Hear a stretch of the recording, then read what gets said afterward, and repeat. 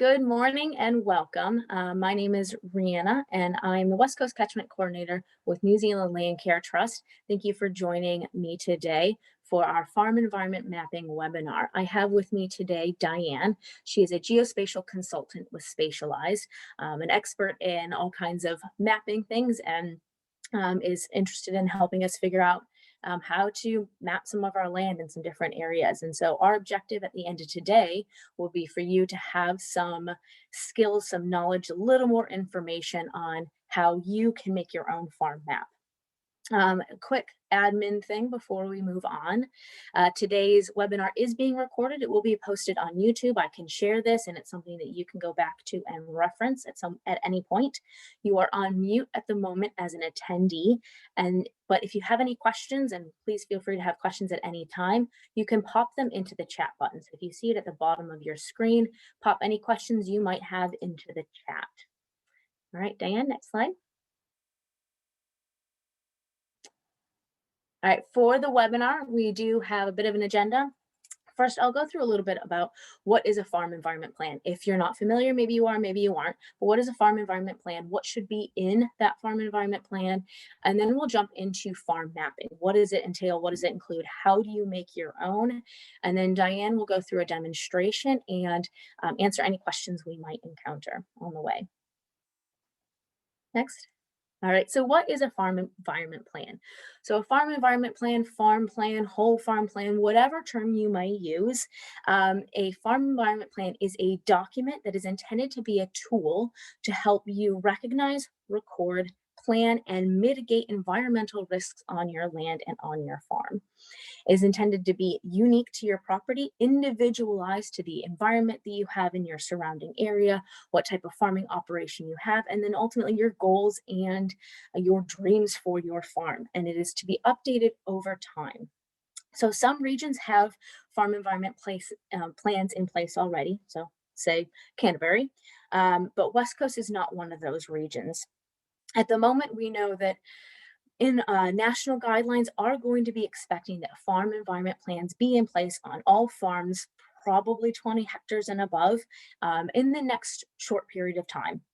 So right now, West Coast doesn't have those. So we're looking at the national guidelines for what this will entail. We're waiting for those. But in the meantime, why not get started? It's something that we can be front footing on. And it's an opportunity for you to document things that you're already doing so that when it does come around that we're required to have farm environment plans, you're ready to get going with that. Next slide. All right, so what should be in a farm environment plan? So as I mentioned, guidelines are still uncertain from the national level, regional council level, et cetera, on what a farm environment plan exactly has to include. But what it comes down to is that it's an environmental risk assessment for your farm, in the same way you would have to do a safety assessment on your farm. It's an environmental risk assessment that's probably going to take a bit of a modular approach and be looking at things like your soil health. What is your nutrient budgeting on your farm? What is your cropping practices from winter grazing to standoff areas, et cetera? At some point, we'll probably also include climate change, biodiversity aspects, and very importantly, fresh water, because all of this is the environmental impact on the fresh water, or in general the land, but also the fresh water in your area. So what are your stock exclusion practices? What's the stream health on your farm look like?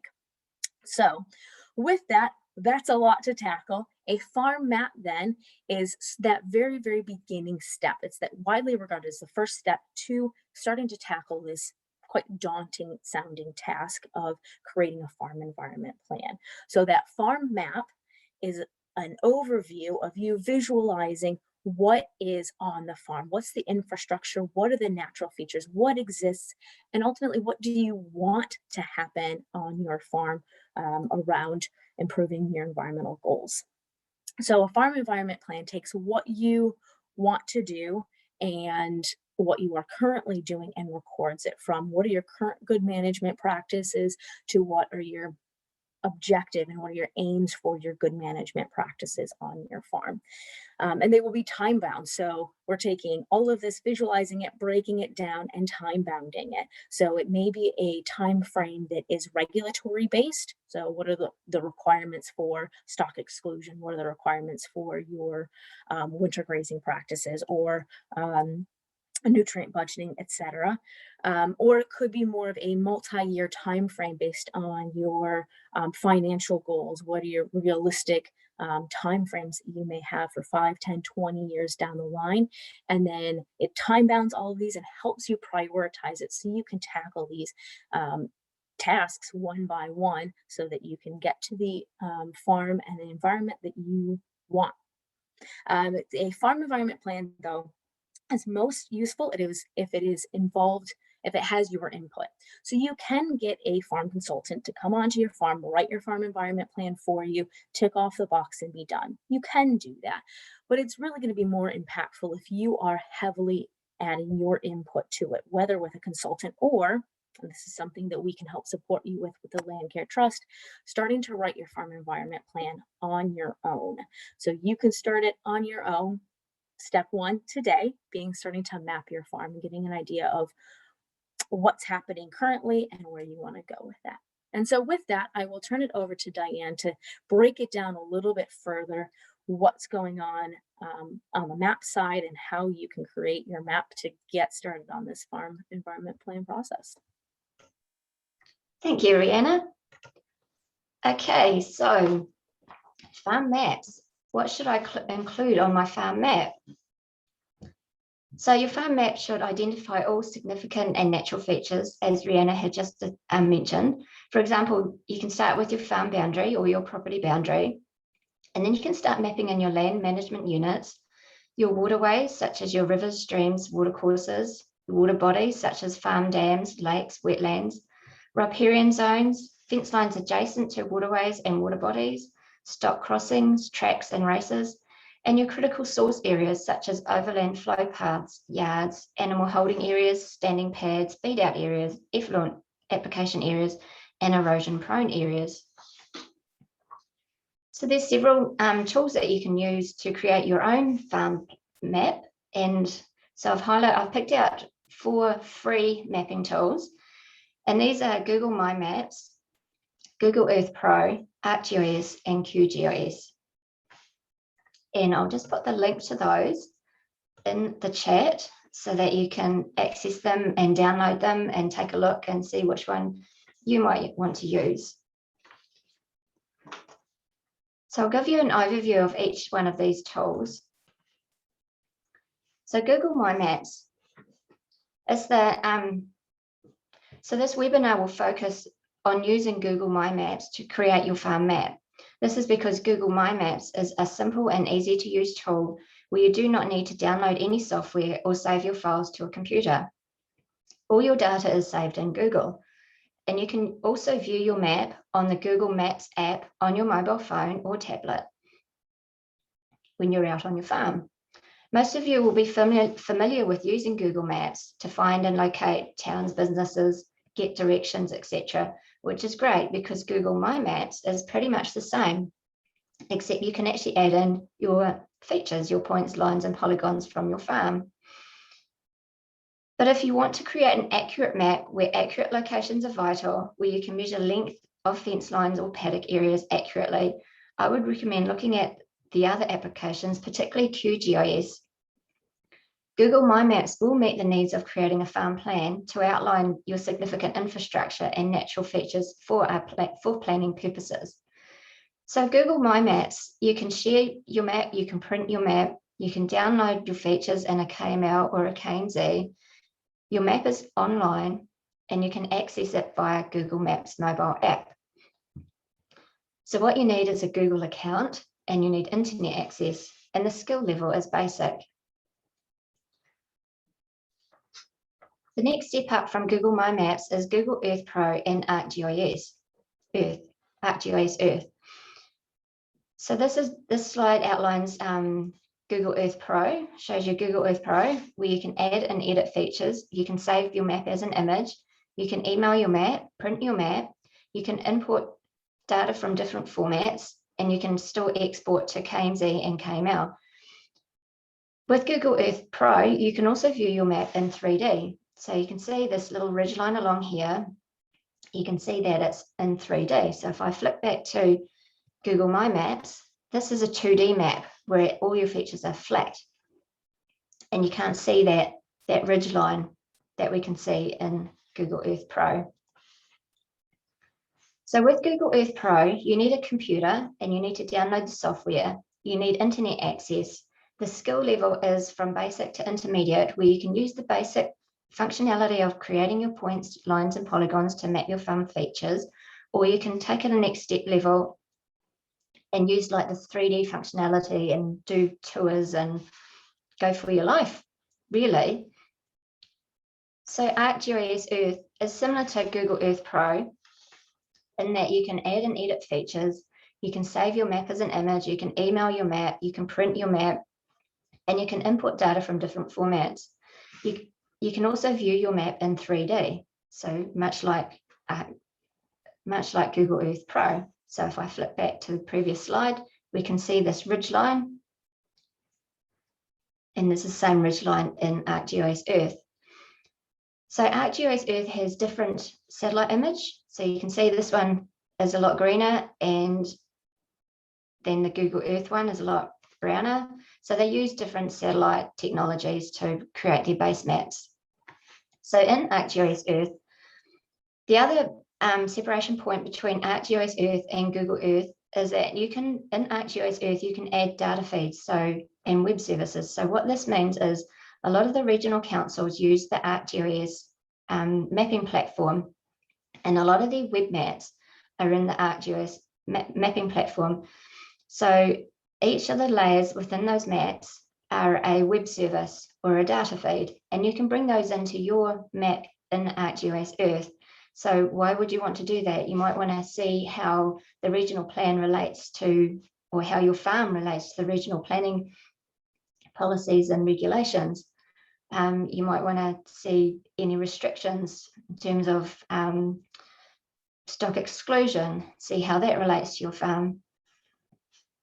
So like Google Earth, Arcgis Earth requires a computer download. You need internet access. And again, the skill level is from basic to intermediate. Basic, where you can create your point, line, and polygon features of your farm. And intermediate, where you can bring in those data feeds, those web services, and view your map in 3D. So the next step up from that, and it has quite a steep learning curve, is Qgis. So Qgis is a free high-level GIS application used for mapping, data analysis, and cartography. Your map needs to be built from scratch, however, by adding each layer to the map. And you can see Qgis has got so many more tools and so many more menu items, so it can be quite confusing when, if you want to give it a go. So I'd recommend starting with Google My Maps or Google Earth or Arcgis Earth before taking a look at Qgis. So the concept of Qgis, where you need to build your map from scratch, is much like a Word document. When you open Word, you have a blank screen. When you open Qgis, you have a blank screen, and you need to compose your map by adding your data, creating your data, much like you would compose your Word document by writing your paragraphs, your sentences. Qgis is a powerful application enabling you to add and edit features, save your map as an image, print map, import and export data. You can also bring in LiDAR data into Qgis. So a lot of the regional councils have flown LiDAR, so you can obtain some LiDAR data of your farm, such as the contours. And you can bring that into Qgis. If you're quite handy with a drone, or your children are handy with drones, and you've captured some drone aerials of your farm, you can bring those into Qgis as well. And you can also add data feeds and web services, such as those from the regional plan from the regional council. The next part of the presentation will show you how to use Google My Maps to create your farm map. So you can search for Google My Maps in Google, or you can enter the URL that I've got on the slide here. But first you will need a Google account. So if you've got a Gmail email address, you have a Google account. So sign in with your Google account and then click on Create a New Map. Give your map a name and a description by clicking on Untitled Map. And then rename this untitled layer to existing or current, because this is where you'll start adding your existing or current farm features, such as your farm boundary, your waterways, your planting, erosion-prone land, etc.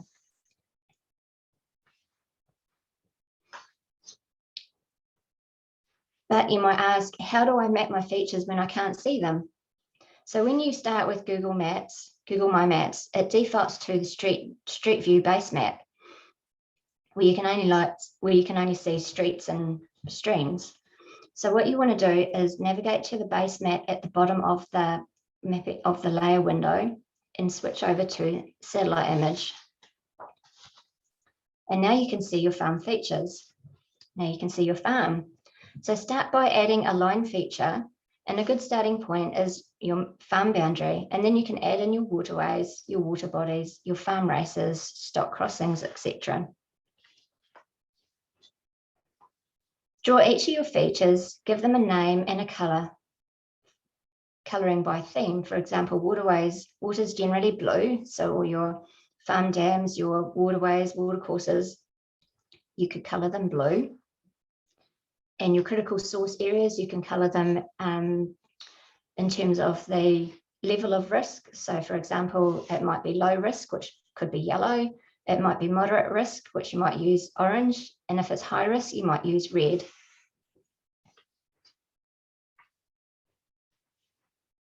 So when you finish mapping all your current features, you can add a new layer by clicking on Add Layer, and you can rename it and call it Planned 2021-2022 for all your planned works for the next financial year. And in this layer, you can add your planned fencing, your planned planting, etc. And as before, draw your features and give them a name and a colour.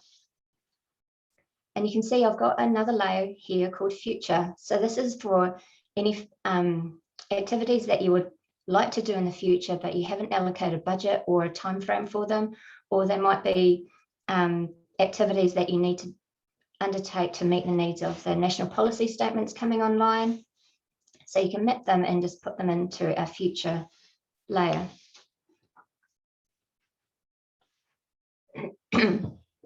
So Google automatically saves your map and any changes to it as you go. Your map is saved online in your Google account. If you want to back it up and save it to your computer, you can use this Export to Kml Kmz tool. And this also makes it easier to email your map or your data to a third party if you wish. And why would you want to do that? In terms of collaboration, or you might want a contractor or consultant to give you a hand, or even your land care coordinator to give you a hand with your mapping. So you can also print your map.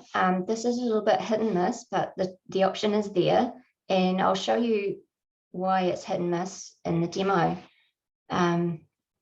So you can print your map to a PDF for your records and to include in your farm environment plan.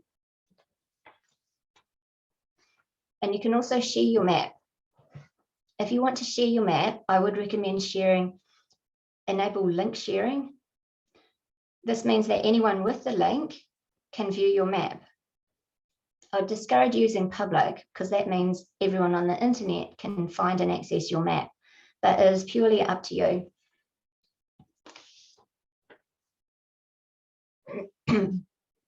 So now I'll switch over to the demo.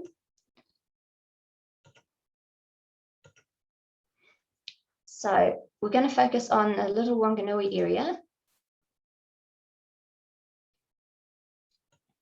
And I've got a little property lined up, which is actually in between a few catchments. So I've loaded up a few layers. So I've got my property, And I want to see where that property fits in with the catchment. So you can see it borders this catchment here, which is order 5. And it also borders this catchment here, which is order 3. And then in the gap in the middle is at order 1. So catchments have orders. So the bigger the number, the bigger the catchment, the bigger the higher the order. So I just wanted to show you how you can see where your property might fit within the catchment. So we'll switch those off. And we'll zoom into this property. So as you can see, Google My Maps has defaulted to the street view. So we drop down the base map and we switch it over to the satellite image. And now we can see this property. So this property is unique little property. It's about 25 hectares. And it's got the Little Wanganui River, and it's got the Glasseye Creek up here and conservation land. So it borders the conservation land as well. And the great thing about it is, even though it borders the conservation land, you can't actually see where the boundary is.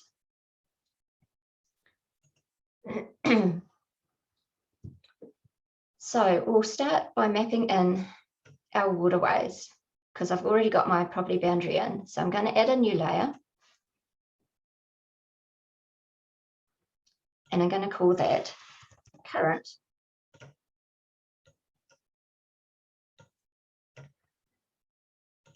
And I'll put in the Little Wanganui River.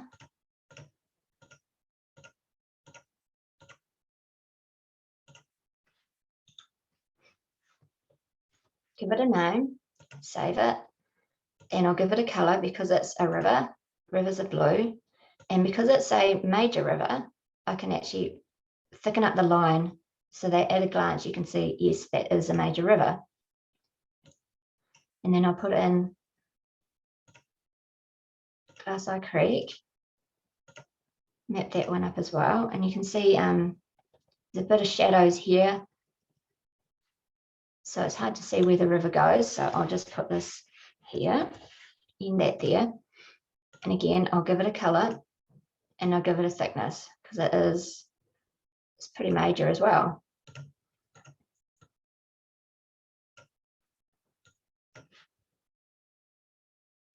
And you can see through the property, there's like these little water courses running through as well. So we can map those in as well, because it shows where our water flow is going. And I'll just give them a minor thickness.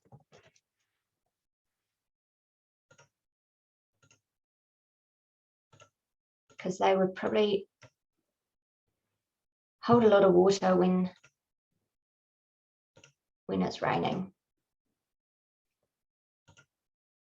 So this area, as with the rest of the West Coast,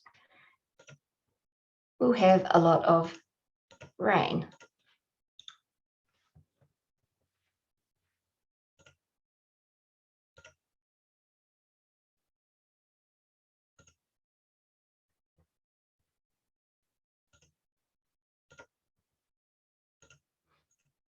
So I'll just put in a few of the water courses.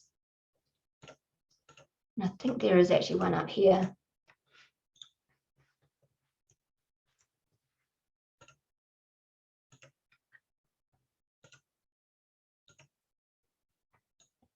And you can see down here, there's some planting that's been happening.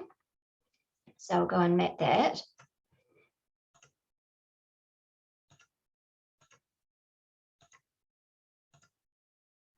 So when you draw your polygons, to close it off, you double click on the point where you started, and that creates your polygon. And I like to go with themes, so trees are green. So I'll make my trees green.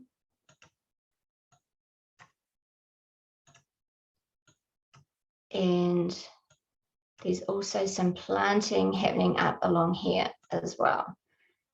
So I'll map those in too.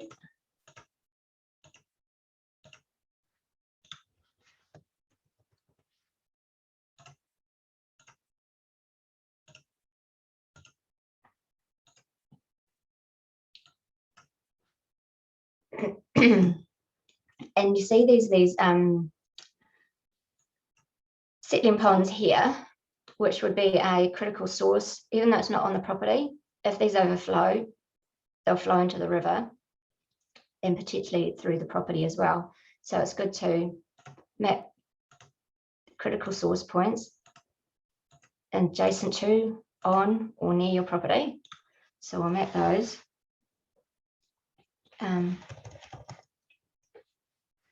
Call it a settling pond, and I'll give it a at-risk color.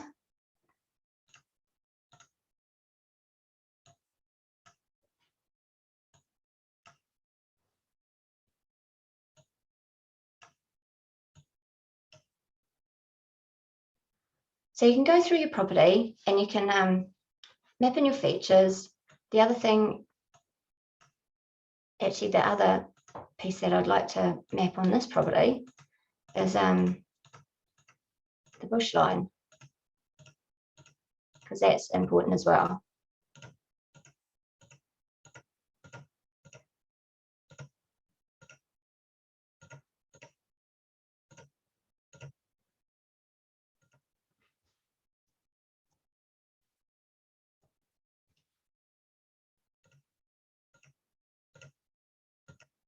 So I'm just going to map the bush line on that actual property. Double click that, and we'll call that Indigenous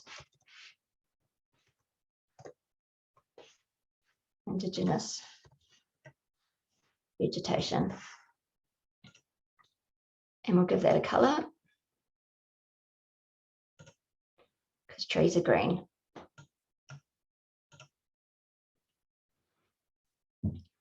So once you've mapped all your current features, you can add a new layer. And you can call this Plan 2021-2022. So these are activities that you might like to do in the next financial year that you've got budget for. So what would we like to do in the next financial year with this property? We probably want to fence off that drain. So we'll draw a little line, or that watercourse, I should say. We'll fence off that watercourse.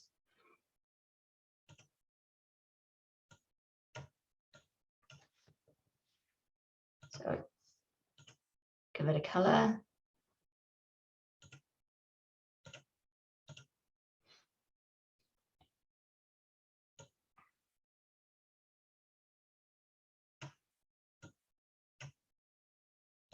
We could put a fence along this one as well.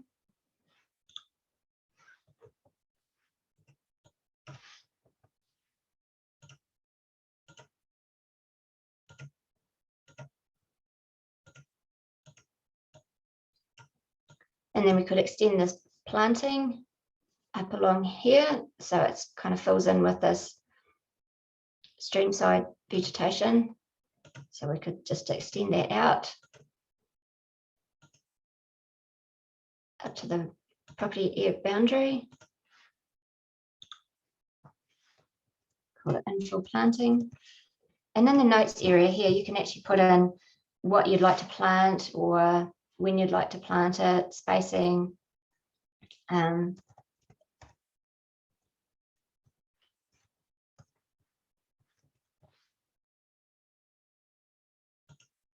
you could add little notes. You can also add photos as well. So you could add a photo to this, add a photo, and you could put like a before photo. And then when you come back next year, you could put the next photo so you can monitor its development.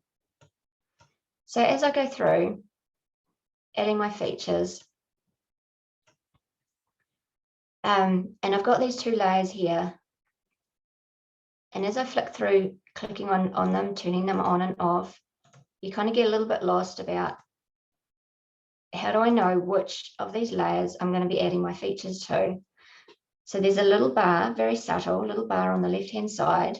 And when that's on the layer that appears on is the layer that you're going to be adding your features to. So if I click on current, I can add some more features to current. I can say I've got some planting over here. And you can say I planted this out because it's current. You can say I planted this out in 2005, and you can add a photo.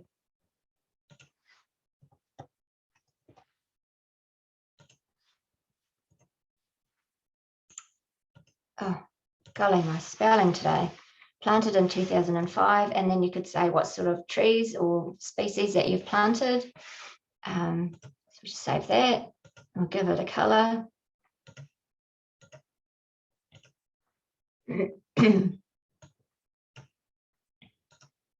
And there's a little fence line along here. So you can put that into your current.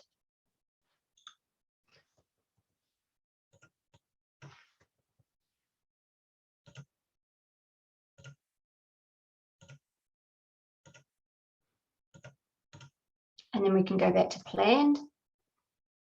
Click on planned. And we can say we want to extend this fence line out along this little water course as well.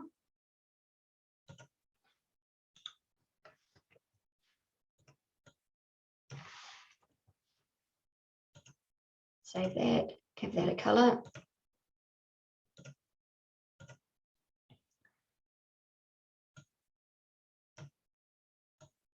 So you can see you get the idea of mapping your little features.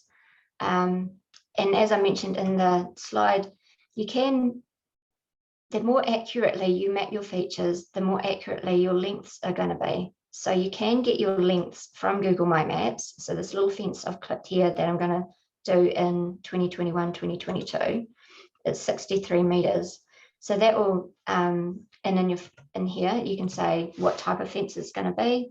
So you might run cattle on here, and all you might want to do is just keep the cattle away. So it might just be a 3-wire post fence. And then you can use that length to work out how much materials you need, how much your length of wire and how many posts you need. And you can also use that sort of those areas as well when you want to do your, say, your fertilizer application. So we can add a layer and we can call it fertilizer. And in here we might say, okay, I want to sow this paddock with some organic seaweed fertilizer.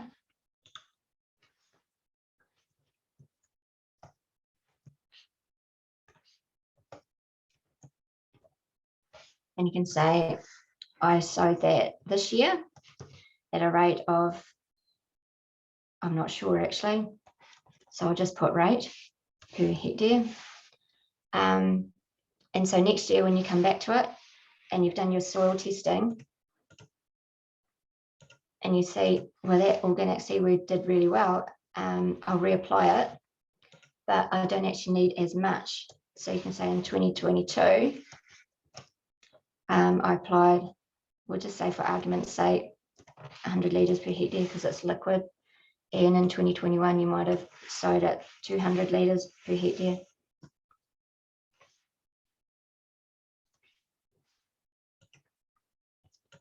So we'll say that. So my little area that I've just allocated for fertilizer is 0.33 hectares. So you can say, okay, if I sow at a 200 litres per hectare, you can figure out how much fertilizer you need. And again, this is just a gives you a guideline. It's not accurate, but it does give you a guideline, something to work to. And the other thing is with your lengths, Google thinks this is a flat map. So if we, because I know there's a quite steep up over here. So if I say for argument's sake, want to do a fence right up through here, Google will think it's flat. So it won't take into consideration the topography. So you need to keep that in mind when you're using the lengths. So if you draw something in that you want to get rid of, you just click on it and hit the little delete features. If you draw something that you want to refine it, make it more accurate, you can move these little vertices. So each of these little dots is called a vertex or a vertice.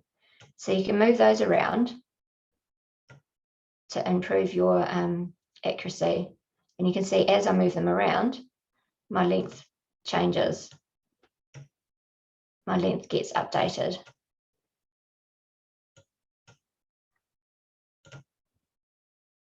So that started at 82 meters and now it's 110.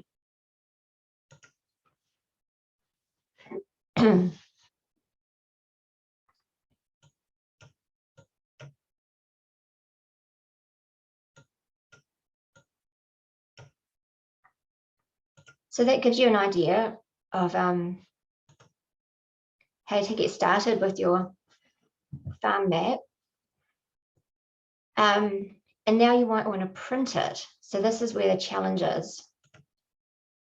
So print map. I've just had a good question. So before I go to print my map, I've had a good question. Can we add in individual points with examples of what you'd like to add at the point, such as stock crossings, water testing, observed location of a bird? That's actually a really good question. So we can say, this looks like a farm track along here. So we'll just map in this little farm track.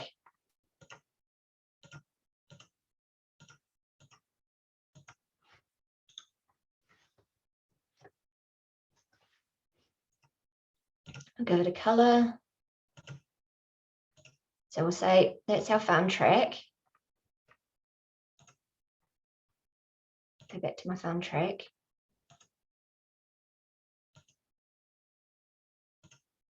Make it a little bit thicker. Okay. And say there's a stock crossing here, which is a critical source point. Stock crossings are usually critical source points. So you click on the little marker, you go add marker, and then you click on the location where you want to add your marker. And then you give it a name. And you can add a photo again. We'll go save. And you can say, well, that little marker isn't really representative of a stock crossing. And what you can do, there's all these little icons. You can go more icons, and it opens up a whole gallery of icons. And I go, well, a stock crossing usually has stock on it, such as cows. I want my symbol to be a cow. So you can type in cow, and there's the little cow.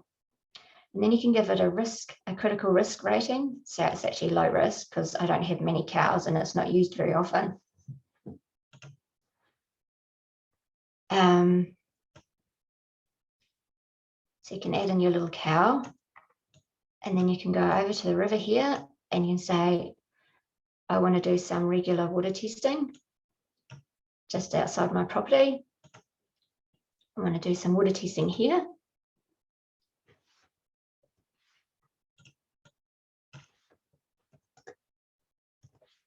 And you can say, when you last did your water testing, you can put it in 2021 and you can put in your result. And again, you can put in a photo, and we can change the little icon. See if there's something test, there isn't. So we can give it a waterfall. So we know at a glance, that's our water test, that's our stock crossing. And we can say, planned, I'd like to do some more water testing because I'd like to see the impact of these oxidation ponds on the water. so we can do a water test downstream from them.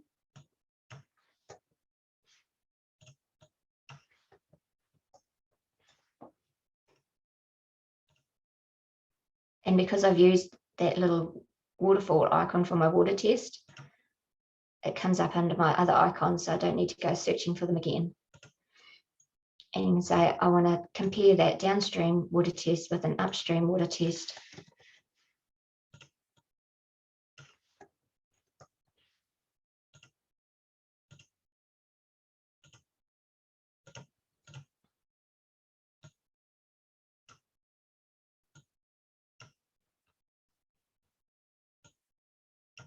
And then you can also map in under current, for example. You can say, I've got this really old tree right here, and it might be a rata.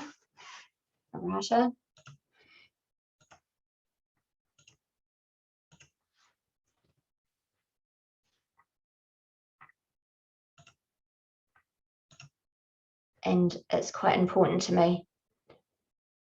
So you just want to keep an eye on that one.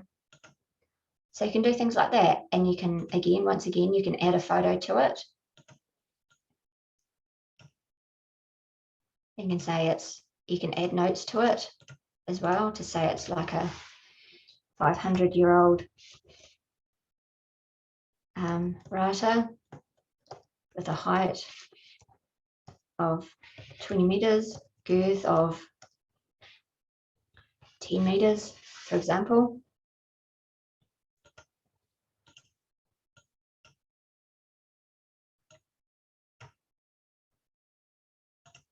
So turn the property boundary back on, and now I'm going to put my map and zoom into the extent that I would like on my PDF, because now I'm going to print my map to PDF. So I'll go that slowly. We select print map from the chevron next to the name of our map. And we drop this down and select A4. And because the property is landscape orientation, I'll select landscape. And now I'll click print.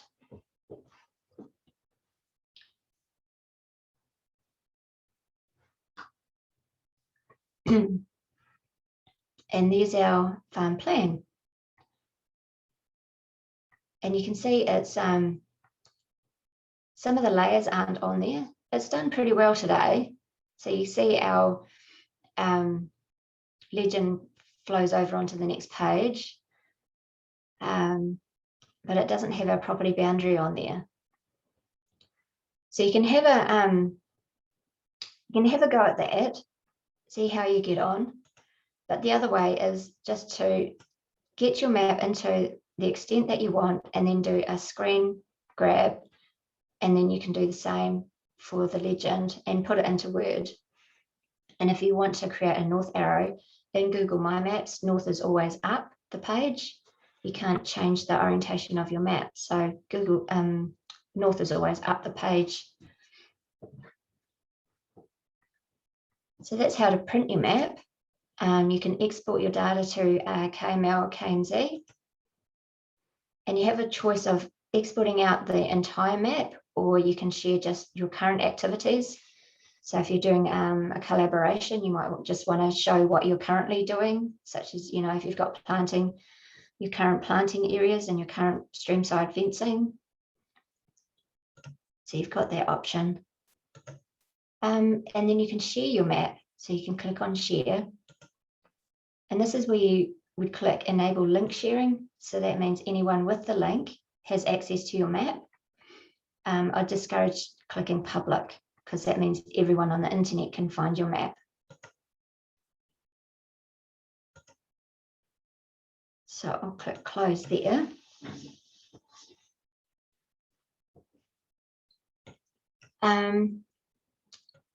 And the other questions that I've had for the last few days is, with these catchments, how do I get these catchments into my map? So I got those from the MFE data warehouse. So MFE, I'll put a link of that into the chat.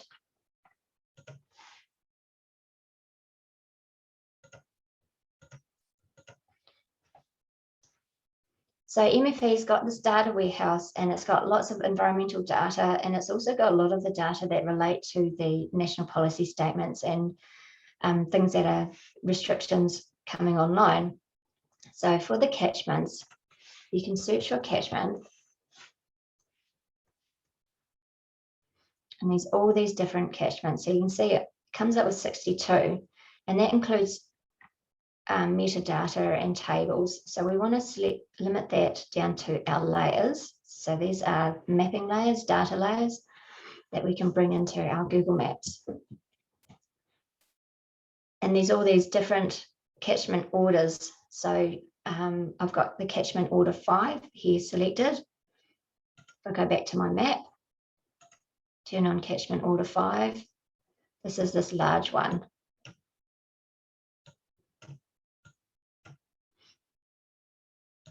So what you do is you need to log in, create an account so that you can download the data, find your data, the layer that you'd like to download, and then I recommend doing a box crop, so cropping out just the bit that you want, otherwise you'll end up with the whole of New Zealand. So all I want is that catchment, and then I click download, and I select Google Earth format, and you need to make sure that it's less than 5 megabytes in size. So this one's 1 megabyte. Anything over 5 megabytes, you can't bring into Google My Maps. And then you click accept and create download. So MFE will then go away and create a little zip file for you to download. And then you can go back into your map and you go add layer. First, I'll turn that one off. Go back to add layer. And then we go import. And in here, we import our catchment that I've just downloaded.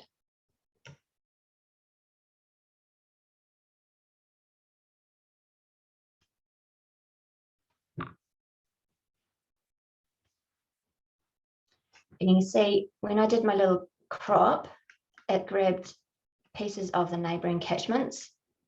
So what you can do is you can click on those and just delete them. So click on that, and then I click on the little trash can, delete them, and then I'm left with just the catchment that I'm interested in. So that's how you do your little farm plan. If there are any questions, we can answer those. Yeah, I will jump in and make a point that I think is really helpful. Thanks for sharing that large catchment, how you can add that onto it. I think it's a cool additional feature that you can add in, say, particularly if you're interested in doing water quality testing, you'd be able to, at different levels, see what water is flowing into this particular area.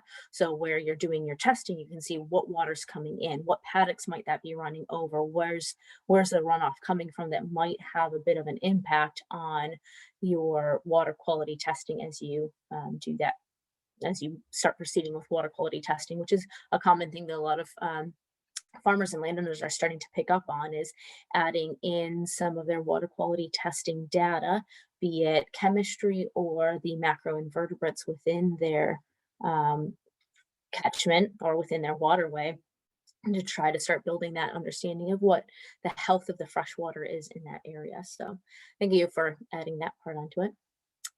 Are there other questions from anybody at the moment?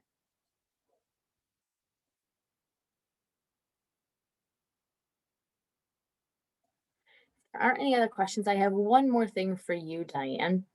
So this is all really super interesting on the single individual farm side, small farm, large farm. It can be very adaptable. I think really helpful for building in fence lines, and kind of getting an understanding of where you are with some of those distances and the areas that you might be needing to do in order some of your particularly smaller scale planning. But what about on that catchment side? So starting to build a little bit on the West Coast, but in some other areas, groups and individuals and farmers are starting to think on the catchment scale about like that larger catchment scale, about how they can integrate with the fellow farmers. Can you give us an idea of what mapping is happening there? Examples? So I did a demonstration yesterday afternoon on catchment-wide mapping, where farmers would like to collaborate at the catchment level. So the way to do that would be to either do their own mapping, like I've just showed there, and then export it out to a Kml, and then bring that in to a combined catchment map.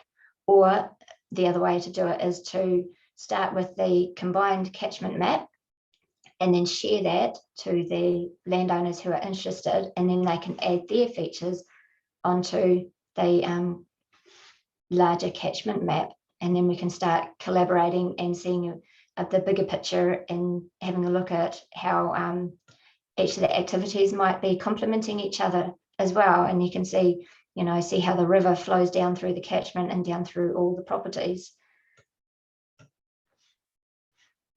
All right, that makes sense. And it would be, I can imagine it would be really helpful if a group of people were trying to apply for funding at some point, being able to have a good visual and a good map of what they're trying to achieve and what's going on currently would be helpful with that. Yes, and you can see like the catchment, especially if everyone's doing like, if it's a really active catchment group, and they might be doing a lot of planting and a lot of streamside fencing. And it's really good to see that at the larger level, to see how much activity is actually happening. Awesome. Well, I don't see any other questions in the chat. So on that, thank you everybody for joining us and participating. Thank you, Dianne, for coming along. If you guys have further questions, further information you want to understand about mapping, want some one-on-one help with mapping, I'm happy to do that.